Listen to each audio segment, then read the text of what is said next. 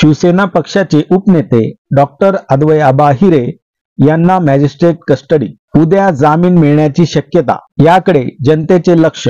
Malegaon Shiv Sena उपनेते doctor Advait आबा हिरे यांची आज दिनांक 23 नोव्हेंबर रोजी पोलीस कस्टडी संपल्याने डॉक्टर हिरे यांना कोर्टात हजर केले।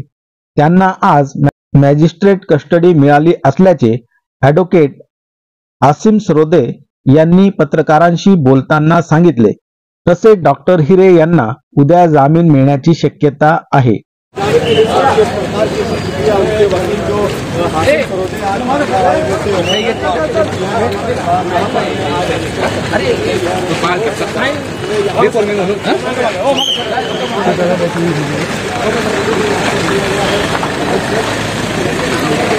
कोर्टामध्ये अद्वै आबा हिरे शिवसेनेचे उपनेते यांना आणण्यात आलं होतं। मालेगावचे स्थानिक सर्व सन्माननीय वकीलगण आणि खास करून आदरणीय उद्धवसाहेब ठाकरे आणि संजय राऊत साहेब यांनी मुंबईहून पाठवलेले आसिमजी सरोदे साहेब यांनी आज त्या ठिकाणी आर्ग्युमेंट केलं। कोर्टाला ते पटलं आणि मेहरबान कोर्टाने या ठिकाणी आज MCRचा जामीन मंजूर केला। MCR अद्वै आबा यांना दिलेली आहे। परंतु या निमित्ताने खेद एकच वाटतो का न्यायदेवतेवर आमचा विश्वास होताच, परंतु केंद्र आणि राज्य शासनाचे ज्या पद्धतीचे कुठे कारस्थानं सुरू आहेत, विकृत कारस्थानं सुरू आहेत, कुठेतरी कोणीतरी त्यांचं खरं उघडं डोळ्यासमोर जनतेच्या पुढे आणायचा प्रयत्न केला तर त्याला अशा केसेस टाकून दाबण्याचा जो प्रयत्न होतो तो आता केंद्र आणि राज्य शासनाच्या तथाकथित महाशक्तींनी थांबवावा। अन्यथा येत्या निवडणुकीमध्ये जनता डोळे उघडे ठेवू नये, त्यांना याचा मुंहतोड जवाब दिल्याशिवाय जनता जनार्दन राहणार नाही, असं मला या ठिकाणी आवर्जून सांगा। तो अद्वै हिरे इनको मैजिस्ट्रेट कस्टडी रिमांड देना चाहिए। इसके लिए पुलिस जो है उन्होंने खुद ही मान्यता दी है।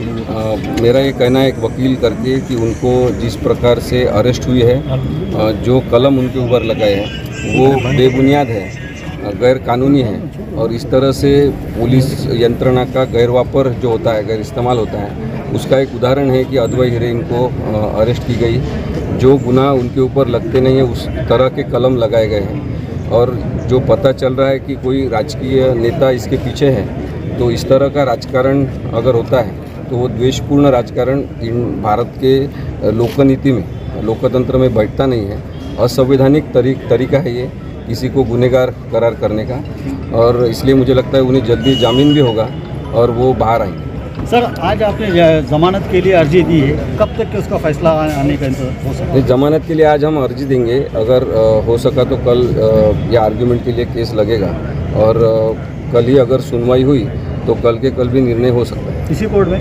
नहीं, इसी कोर्ट में। सर, कौन कौन से आपके मुताबिक ऐसा लगता है कि जो धाराएं उन पर नहीं लगनी चाहिए थे वो लगाई गई है? टेक्निकली कौन कौन सी चीज़ें हैं जिसको आप जो है डिफेंस कर रहे हो, जो लगना नहीं चाहिए था मगर कोई सियासी दबाव के कारण लगाई गई? जैसे है कि 120B लगाया है क्रिमिनल कॉन्स्पिरेसी का, तो गुनहगारी स्वरूप का कोई कारस्तान अगर होता है तो उसमें 120B लगता है, लेकिन इसमें कोई कारस्तान नहीं है। दूसरी बात है कि जो फोर्जरी का कहा गया है कि कुछ झूठे कागजात सबमिट किए हैं, झूठे कागजात सही है ऐसा करके लोन उठाया है, वो भी गलत है, क्योंकि जो पूरी प्रक्रिया है बैंक का लोन लेने की वो की गई है। प्रोजेक्ट रिपोर्ट सबमिट किया गया है जो यंत्रमाग व्यवसाय शुरू करने के लिए है, तो कागजात कोई बनावट नहीं है, इसलिए जो बनावट कागजात है ऐसा कलम लगाए वो भी गलत है।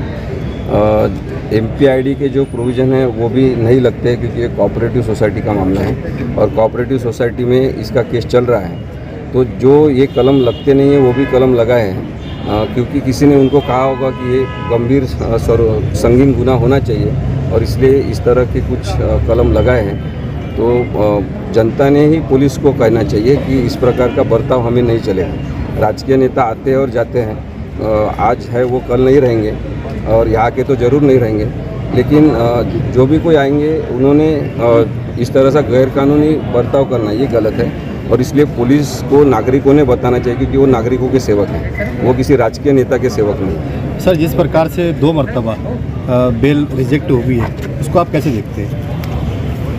इसके पहले जो बेल रिजेक्ट हुई है उसमें अलग अलग तरह से कोई कन्फ्यूजन क्रिएट किया गया है, लेकिन डॉक्यूमेंट्स नहीं है, हिसाब किताब के कागजात नहीं है, वो हस्तगत करना है, इस तरह के कोई अहवाल पुलिस ने दिए हैं। लेकिन अभी सभी तरह का इन्वेस्टिगेशन उनका पूरा हो गया है, बैंक के कागजात भी उनके पास हैं, तो अभी और इन्वेस्टिगेशन करने की कुछ ज़रूरत है ऐसा मुझे लगता है। अच्छा, कितने